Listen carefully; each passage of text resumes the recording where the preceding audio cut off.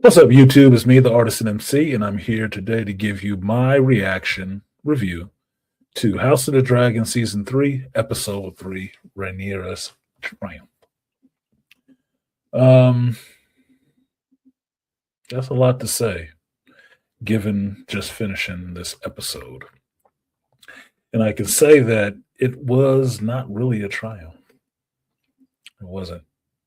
Not in the sense that you would pump your fist to the sky and be happy. No, it was not. Um, this is, as it is said in the making of review of this episode, this is Rhaenyra's first couple days on the job. It is. It is her rule day 1 through 3, put it that way. Now, the episode opens up with a scene that I really liked, which was Daemon out in the field addressing Lord Ormond of Hightower. And seeing Ormond's army and then seeing Daemon standing there in the field with his dragon and then two of the dragon seeds there with him, Ulf and damn it, Hugh, is interesting because you can see on Daemon's face he wants the actual fight. He don't want to be there offering terms to this dude that he can surrender or whatever. He actually wants to fight. And he's a little, flippant, right, with Ormond.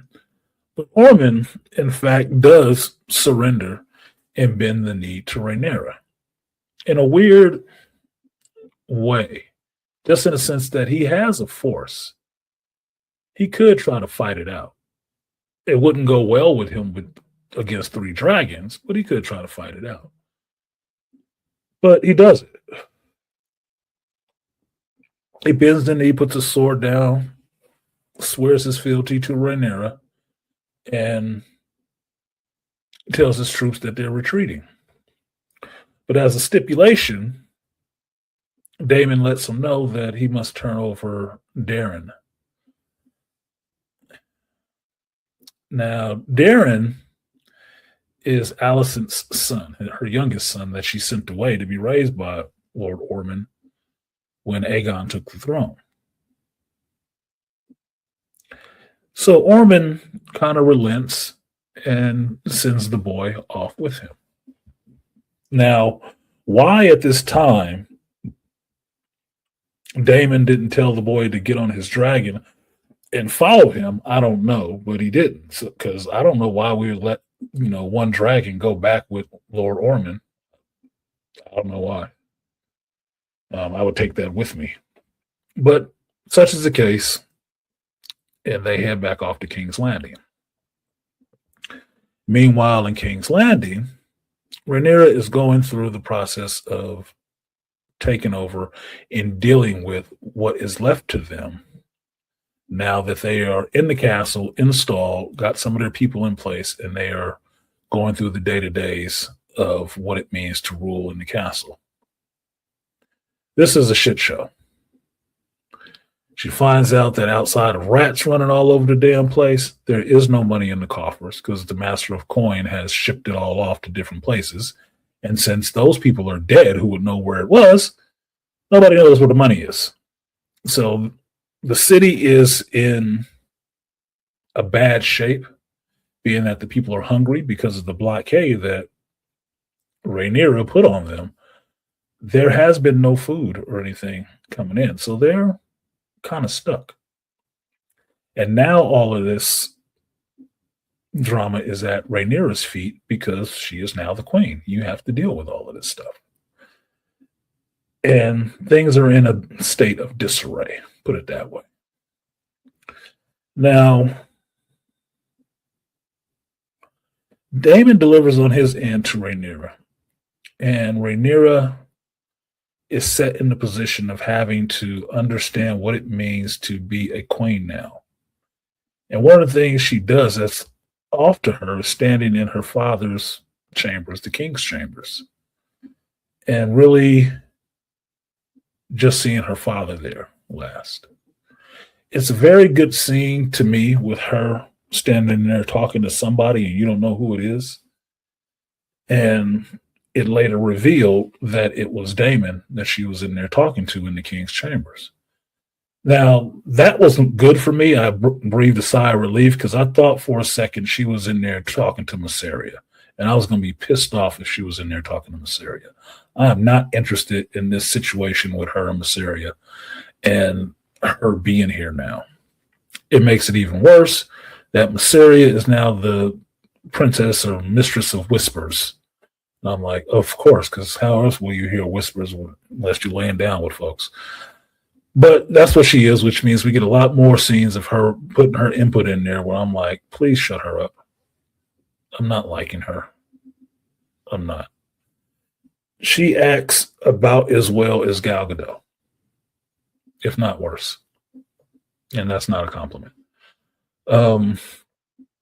So seeing Rhaenyra going through this is interesting in a sense because you see the struggle in her of getting something that you have fought for and not fully understanding what it was to do this.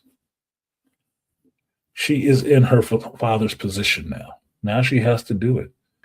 Her trying to hold on or hold back some pieces of herself that she doesn't want to make decisions on is not going to work.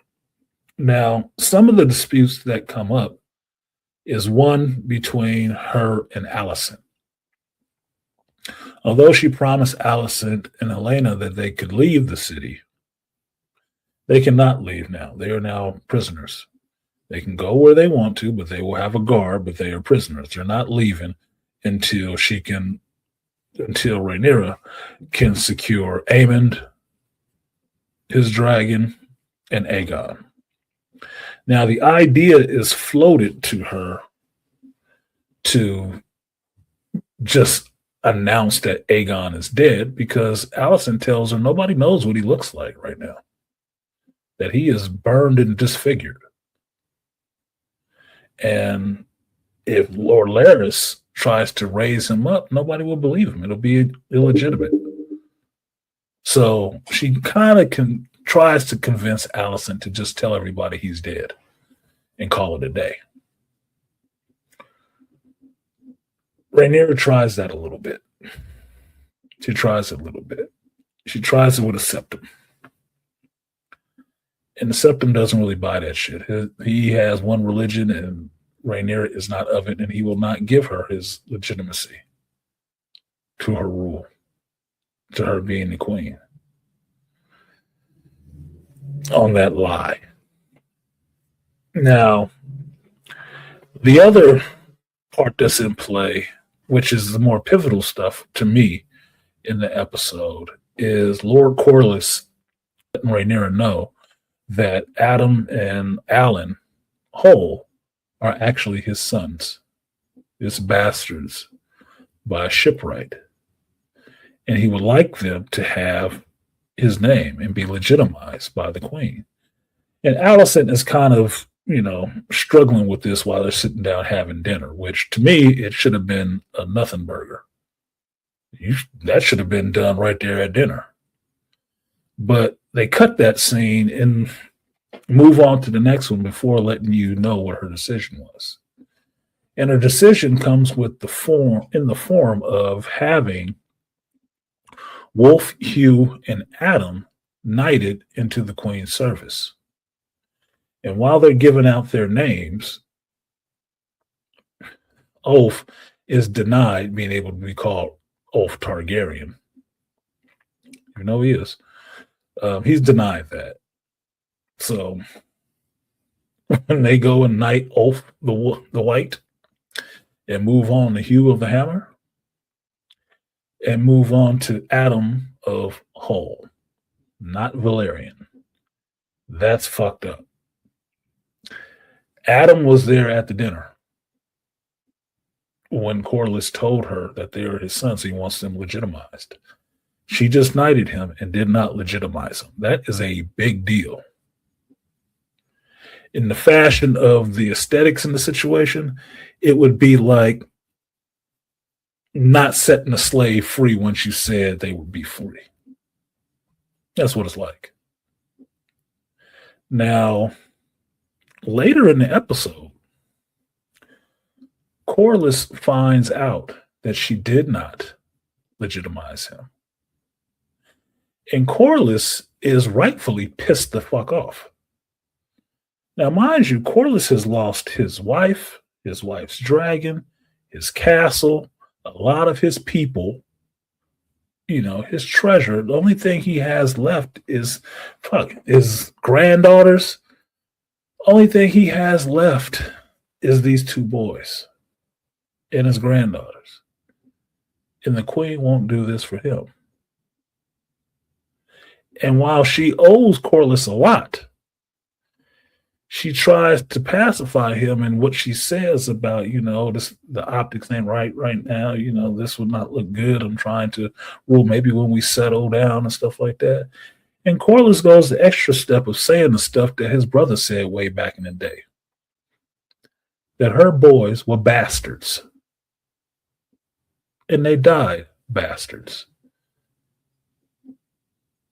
And she would deny his children something that was for what they are, when the truth of what her kids were, that he supported her in, was known all along. That shit hit hard.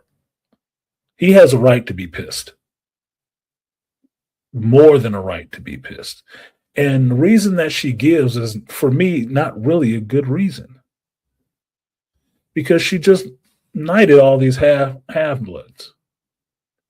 The ones that weren't of noble blood, but, was somebody's bastard. But since they can ride a dragon, they knights now. Adam was one of them. What difference does it make to give him the Valerian name? What difference does it make? For me, I don't see the difference. It should have happened. It should have been a no-brainer. Like, yeah, do it. But what it does is it sows more the seeds of dissent. That this was one of your last strong supporters outside of Daemon, who has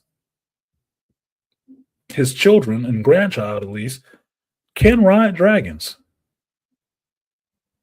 You down a couple sons that can ride a dragon. Her youngest one, Joffrey, with Daemon, I don't think he's ready to ride shit yet. This is going to go bad. This is going to go real bad, because that is a major affront to somebody who has been that loyal to you. Now, the rest of the stuff that happens in the episode, with her having cramps at the time of her first scene with the people and stuff like that, this lets you know that it's a woman writing this shit. Because her first day on the job is so marred because she had her period and was having cramps that day. I'm like, oh my God, dude. This is so lame. This is so lame. Interesting, kind of funny, but lame. Because Emma Darcy just gets to sit up there and be all fucked up in the face. Now, what comes out of it is interesting, because one of the small folk that helped Lady Massaria get information back to Rhaenyra when the Hightowers were in power says that while the Hightowers were in power and the blockade was going on, the nobles and the highborns stole all the grain and food and stuff and hoarded it to themselves and left the small folk to starve. Rhaenyra, hearing this, takes a bit of affront to it, and she devises a way to settle up, make these small folk happy. She sets up a banquet. And at the banquet, she invites all these nobles, the nobles who support her. They sit down and she makes a speech at this banquet, and then dinner is served. And when dinner is served, she does not get a plate, but she's sitting there watching everybody else. And when the plate arrives, it has some terrible looking food on it, along with freshly roasted rat. I laugh my ass off at this because it's pretty funny. It's pretty funny. And her idea is that they're going to eat what the common folks were eating, and there shouldn't be a problem with it. And while they were here at this banquet dinner, the soldiers were there cleaning out their houses looking for what they was hoarding. And they were going to take that and redistribute it to the small folk. Now, this is the part that made me roll my eyes because it's like, oh, redistribution of wealth. Oh, fuck, how did I not see that coming? That gave me an eye roll. It really did. Now, in this world of Game of Thrones, that kind of makes some sense because these people ain't giving people shit. They're not doing anything for them. But at the same time, it is just that wink and a nod to current day politics and what certain political groups want to do with people who are rich. Take what they have and redistribute it to everybody else. Feeling like, oh, they're just taking all the resources from everybody else. Look, there's a time and a place for the real world politics, and this ain't it. And with that scene and the period scene, it really makes me wonder who the fuck is writing this shit. And it was, a female. It was. Now, I can't remember exactly if she was the one who gave us that shitty final episode of last season. But for the most part, that episode was all right, except for some of those things, because they were pointless. Absolutely pointless. Now, while the dinner and the banquet part was funny, making them eat rat, it didn't really serve anything because it happened and was over quickly. It just showed what would happen next, which would be Alicent and Mysaria out giving out this food that they just took from the nobles, who, it was said, took it from the smaller folks. Okay, fine. We redistributed the food.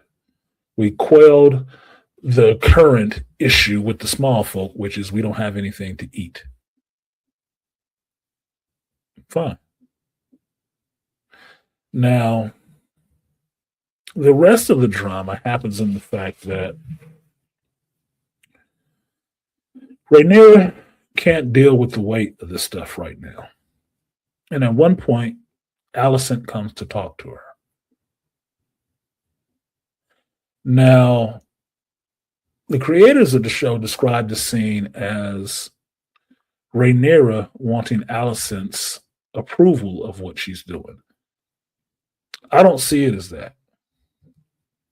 I see it as a juxtaposition in a sense that Rhaenyra is now queen and Alicent is no longer queen. And there was a time where those roles were reversed, where Alicent was the queen and her childhood friend, daughter of her husband, was not. And it was a very different power dynamic then. So Rhaenyra asking Alicent how she dealt with the problems of the kingdom when her father Viserys was sick and ailed and Alicent had to be the queen. How does she deal with it? And Alicent was giving her some real game. You will have to close one part of yourself. It will be hard. You will have to turn away at some people suffering and dying. And Rhaenyra doesn't want to hear that shit. And to me, that gives way a little bit to some of Rhaenyra's ignorance. You cannot sit in a position of power like that and not understand you are going to make some hard choices. The fact that you asked someone who has been there before, was already done that job, your friend that you've known since you were little, you ask her, she tells you, and the first thing you do is deny that that needs to happen. Then the question is, why the fuck did you ask her then? She has no reason to lie to you. She's a prisoner in the castle. She knows you're going to kill her son sooner or later, and you've already killed her father. What reason would she have to lie to you about that? And what ground do you have to stand on to say that's not what it takes? Stupid. Now, whereas I may like Rhaenyra a little more than Alicent in some of this, Rhaenyra does do some dumb shit. It's just what it is. And that was one of them. Now, the dynamic between having these two friends standing in the king's chamber again with their roles and their powers reversed is interesting because for me, I'm looking at this scene and her talking to Alicent, and I'm thinking, put Alicent on your council. Put her on your small council. Why not? If you're the king or queen and you can do what you want, who can tell you that it's a bad idea to put your former enemy, who the one that was instrumental in you coming and getting on the throne, on your small council? You don't think she would know what the Greens would do? Wasn't she on the small council against you before?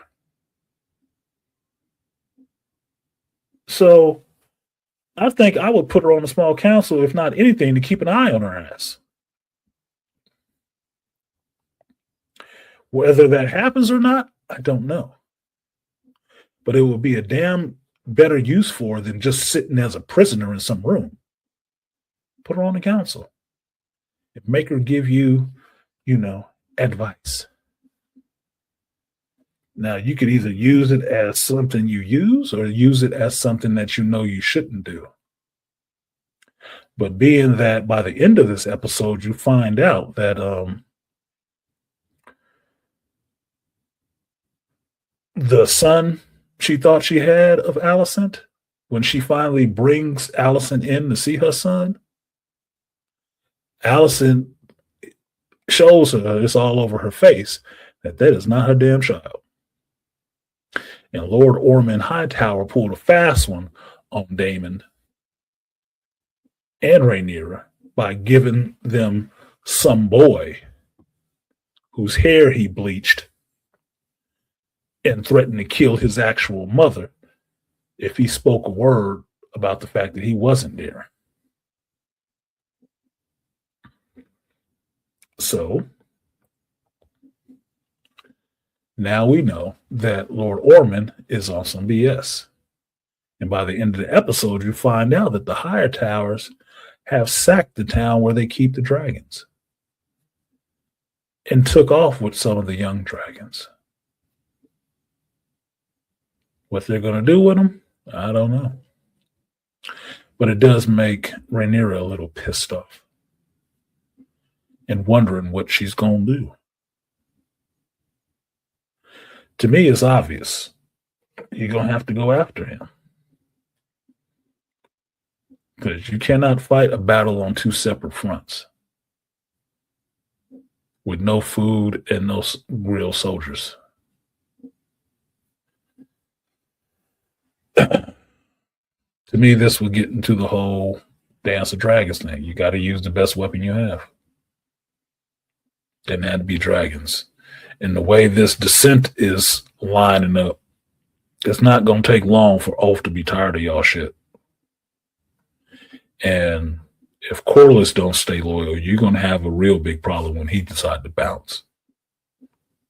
Because one of the other things that happens, even when Alicent does not want to acknowledge Adam Hall as Adam Valerian, is that she passes Baela in the hallway and doesn't even look at her.